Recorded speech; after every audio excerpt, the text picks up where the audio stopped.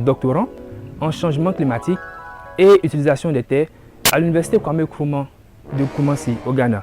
Je suis également conseiller de la communauté Make Sense Africa et aussi alumni du programme YALI Dakar Option Management et président et cofondateur de l'association écologique Green Students. Green Students est une association écologique qui a vu le jour en juillet 2017, dont la mission première est de lutter contre toute forme de pollution dans la sauvegarde et la protection de l'environnement. Elle se compose majoritairement d'étudiants verts qui ont le sens de la protection et de la sauvegarde de l'environnement, et aussi elle se compose de tout individu qui a l'esprit vert, l'esprit écologique pour un environnement sain et durable. Jusqu'à là, nous avons bâti plusieurs projets, des projets dans le sens de la sensibilisation, la formation, et aussi l'élaboration des projets écologiques viables et sociaux pour toute la communauté. Je pourrais citer par exemple le projet Green Paper Training qui consistait à faire des formations d'auto-éducation à l'environnement aux adolescents dont l'âge varie entre 5 ans à plus de 18 ans. Le but de cette formation était d'inculquer des notions écologiques et environnementales à la jeunesse africaine, notamment la jeunesse ivoirienne.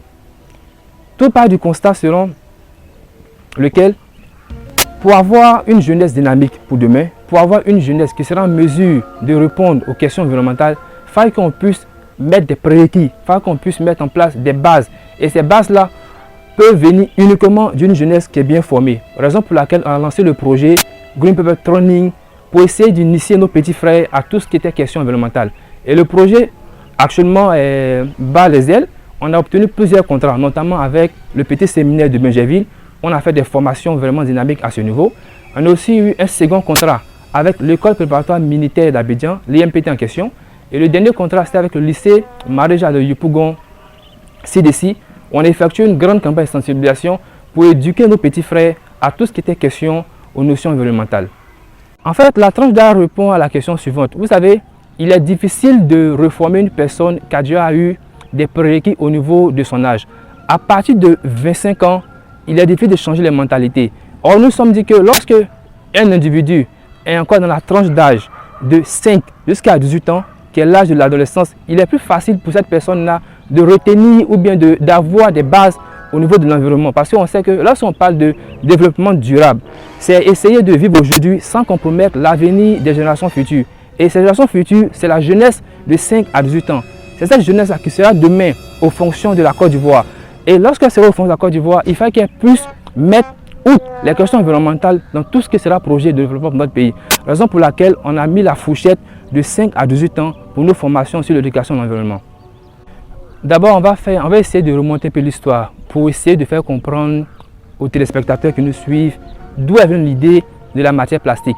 C'était en 1856, un scientifique américain du nom de John Weiss qui a mis en place les premières, le premier matériel plastique. C'était des boules de billard. Dans le temps, c'était des boules de billard qui étaient fabriquées avec de l'ivoire, notamment l'ivoire d'éléphant.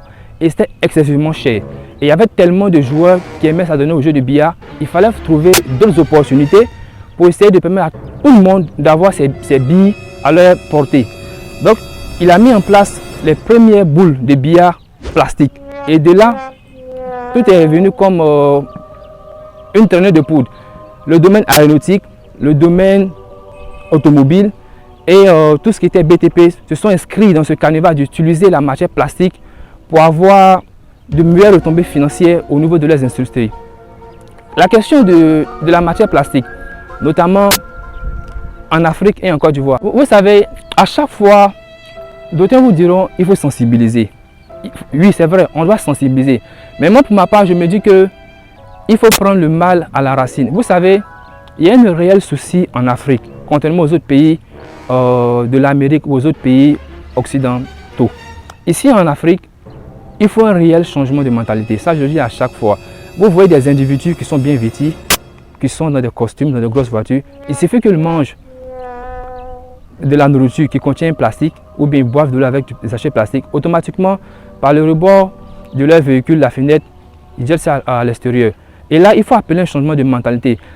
Le seul canevas, la seule route, la meilleure façon pour permettre à l'Afrique de sortir de ce joug de plastique, c'est un changement de mentalité.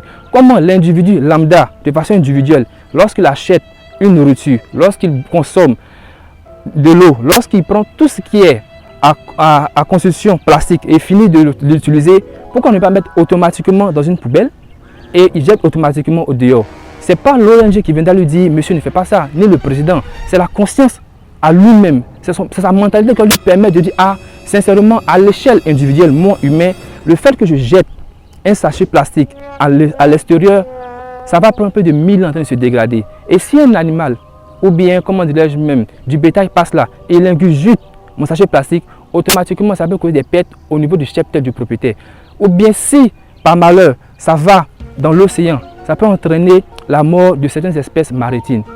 Si par malheur, en se dégradant, elle va émettre du bisphénol A, qui est très nocif pour la santé humaine parce qu'elle cause le cancer. Donc lorsque à l'échelle individuelle, tu commences à réfléchir, tu commences à prendre une mentalité de quelqu'un qui veut sauvegarder son environnement, automatiquement tu évites. D'autres diront qu'il n'y a pas de poubelle à Abidjan. Je suis d'accord, souvent il y a des endroits à pas de poubelle, mais ça ne t'empêche pas de prendre ton déchet, ton sachet plastique, le mettre dans ta poche jusqu'à ce que tu trouves une poubelle à proximité, ou bien tu mets ça dans ton sac, ou bien dans un endroit où tu peux le conserver pendant une période jusqu'à ce que tu trouves une poubelle et tu insères le détritus à l'intérieur. Donc il faut d'abord penser au changement de mentalité de façon individuelle avant de faire recours aux ONG ou bien au gouvernement de sorte qu'ils puissent mettre en place des mesures drastiques pour essayer de limiter cette propagation des sachets plastiques en Afrique. La matière plastique est facteur de pollution pour l'environnement.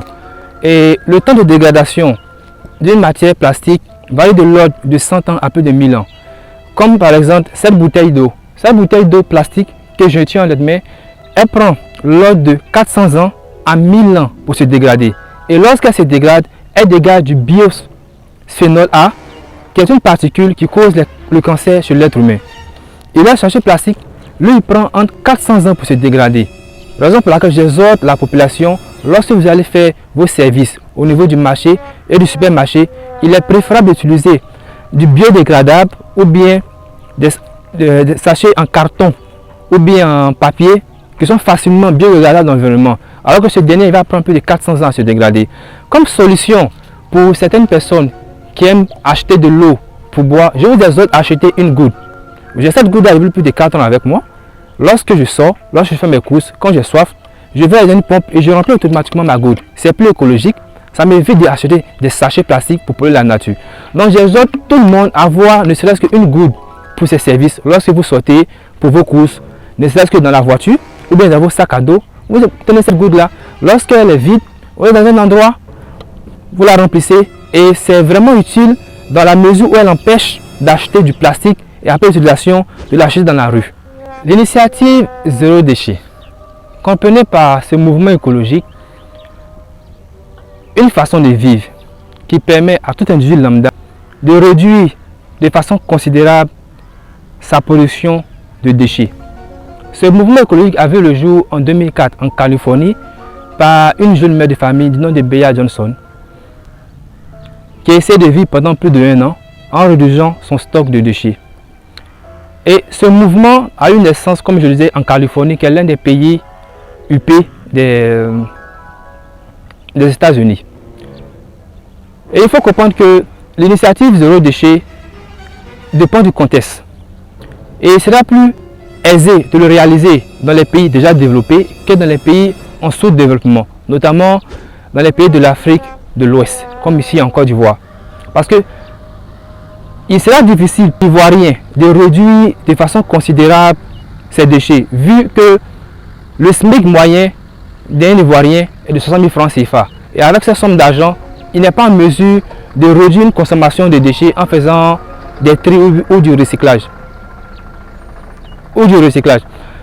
Ce qu'on peut faire pour l'Afrique, c'est plus le tri sélectif des déchets. On peut essayer d'avoir plusieurs poubelles avec différentes couleurs et chaque poubelle reflète un matériel ou bien un objet biodégradable. Peut-être la couleur noire pour tout ce qui est denrées alimentaires, la couleur jaune pour tout ce qui est bouteille et la couleur rouge pour tout ce qui est plastique. Et avec ce tri sélectif de déchets, on sera en mesure de réduire à l'échelle humaine, à l'échelle d'un individu lambda, les déchets qu'on peut produire chaque jour et chaque année. Ce qui va nous permettre de tendre vers l'initiative zéro déchet dans les années à venir. Et elle se base aussi sur le principe du célèbre scientifique du nom de Lavoisier qui dit « Rien ne se perd, rien ne se crée, tout se transforme ». C'est d'essayer de réutiliser les déchets, c'est d'essayer de faire le recyclage, essayer de limiter tout ce qui est objet qui va nous permettre de polluer l'environnement. À défaut de ne pas acheter des sachets en plastique boire de l'eau, on peut avoir des bouteilles. À défaut de ne pas jeter les denrées alimentaires, on peut faire du compostage pour servir d'engrais pour nos petites cultures au niveau du jardinage. Donc c'est d'essayer d'avoir une nouvelle vision, de réduire sa consommation en évitant d'acheter des objets qui vont nous permettre après de polluer l'environnement, comme les sachets plastiques. Donc l'initiative zéro déchet est accessible en Afrique, notamment en Côte d'Ivoire, mais il est préférable de commencer d'abord par le tri sélectif des déchets avant d'atteindre l'initiative zéro déchet. Oui, on peut dire du zéro déchet découle l'économie circulaire. Comme je l'ai signifié tout à l'heure, l'économie circulaire est basée sur la théorie du célèbre physicien français du nom de Lavoisier qui nous fait comprendre que rien ne se perd, rien ne se crée, tout se transforme. De là, on peut parler de l'économie circulaire qui permet de réutiliser des objets qui nous ont servi dans un premier temps, leur donner une seconde vie, de sorte qu'elles puissent servir encore sans qu'on n'ait pas acheté de nouvelles, qu'on n'ait pas aller acheter encore des objets nouveaux pour réutiliser encore pour l'environnement. Donc, elles à réutiliser ce qui nous a servi une première fois pour leur donner une seconde vie. Je prends le cas par exemple des pneus usés. Les pneus usés, notamment après l'utilisation avec le véhicule, elles ont tendance à être jetées dans les océans ou à être brûlées. Ou bien lorsqu'elles brûlent, elles font dégager des émanations de gaz à effet de serre qui sont nocives pour l'atmosphère et qui sont à cause d'ozone. Et lorsqu'elles sont jetées dans les océans, elles polluent l'océan et elles détruisent tout ce qui est vie marine. Alors qu'aujourd'hui, il y a des professionnels, il y a des jeunes qui ont triplé dans ce domaine-là. Ils utilisent ces pneus dégradés, usés, pour faire des fauteuils.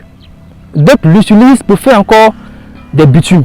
Donc on peut réutiliser, c'est ça qui est l'économie circulaire. Même au niveau des bouteilles, les bouteilles de champagne, les bouteilles de sucrerie, il y a des scientifiques qui ont montré qu'en les broyant, et je connais même des startups tu vois, qui broient ces bouteilles-là pour fabriquer quoi? Des carreaux. Même les sachets plastiques. Donc l'utilisent pour faire du géobéton. Donc on peut réutiliser ces dérivés polymères-là pour donner une seconde vie. Outre le volet pollueur, on peut leur permettre de préserver l'environnement en les réutilisant à bonne échéance. Comme conclusion, ce que je peux dire, certes, le gouvernement a sa part à jouer dans tout ce qui est protection de l'environnement. Mais la réussite de la protection de l'environnement est basée sur la jeunesse africaine, la jeunesse ivoirienne. Vous savez, aujourd'hui, il y a plusieurs opportunités d'emploi dans tout ce qui est domaine vert, dans tout ce qui est énergie circulaire, dans tout ce qui est énergie renouvelable. Les autres domaines sont beaucoup saturés. Et dans ce domaine-là, il y a de l'argent à se faire, il y a des postes à créer. Et les jeunes ont des idées. Et ces idées-là, le plus souvent, ont besoin de financement, ont besoin d'aide de la part du gouvernement. Donc, j'exhorte les jeunes Ivoiriens à s'intéresser à ce qui a déjà été fait en Occident pour essayer d'adapter à l'Afrique. On ne va pas inventer le couteau à couper le beurre. Si on veut mettre des projets en place, des projets vraiment innovants, on ne fait que copier ce qui est déjà fait et qui réussit à l'étranger et on adapte au contexte africain, on adapte au concept ivoirien. Et maintenant au gouvernement de voir la motivation de cette jeunesse-là et d'aider cette jeunesse-là, puis cette jeunesse-là à réaliser des projets verts qui seront vraiment des projets à long terme pour le lendemain, pour nos enfants qui vont venir et pour la sauvegarde de l'environnement à l'instant T. Monsieur Ismaël, merci beaucoup. Merci à vous, le TV.